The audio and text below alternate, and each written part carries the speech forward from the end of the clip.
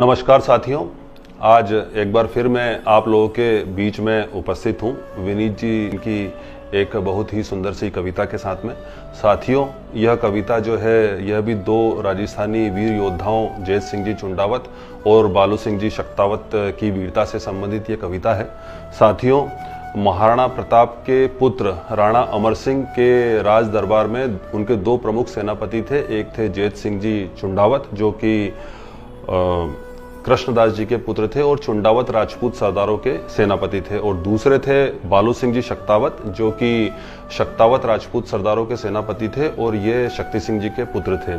तो साथियों, जो मेवाड़ की सेना थी उसमें इस प्रकार की व्यवस्था थी कि एक हरावल दस्ता होता था, और यह हरावल दस्ता वह दस्ता होता था जो किसी भी युद्ध में सबसे आगे लड़ता था। मतलब किसी भी युद्ध में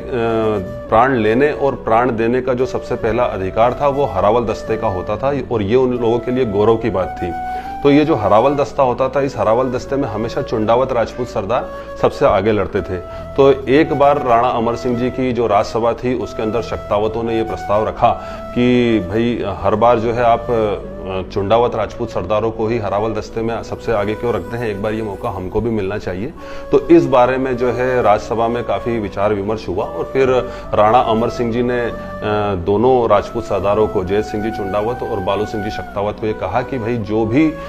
एक उंठाला का किला जो कि उदयपुर क्षेत्र में है, उस किले में जो भी राजपूत सरदार, चाहे वो चुंडावत हो या शक्तावत हो, जो भी राजपूत सरदार सबसे पहले प्रवेश करेगा, उस पर विजय प्राप्त करेगा, तो वो ही हरावल दस्ते में सबसे पहले लड़ेगा। तो इसी वीर गाथा से संबंधित जो है ये कविता है। इस कविता का आप आनंद लीजिए। और साथियों, ये जो कविताएं हैं, जो मेरा सुनाने का उद्देश्य रहता है वो भी ये रहता है कि इसी देश की मिट्टी में ऐसे ऐसे वीर योद्धाओं ने जन्म लिया है, और आज भी जो हम इसी देश में जन्म ले रहे हैं, तो हमारी सोच और उन लोगों की सोच में कितना जो है अंतर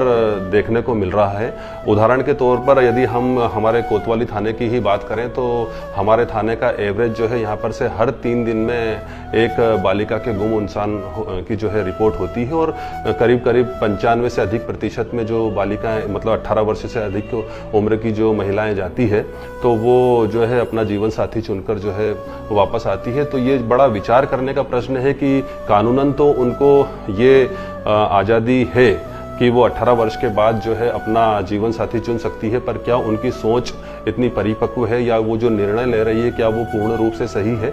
ये जो अंतर जो सोच का वर्तमान समय में आ रहा है, या हाल ही के आप उदाहरण देखिए कि इंदौर में एक घटनाक्रम हुआ जो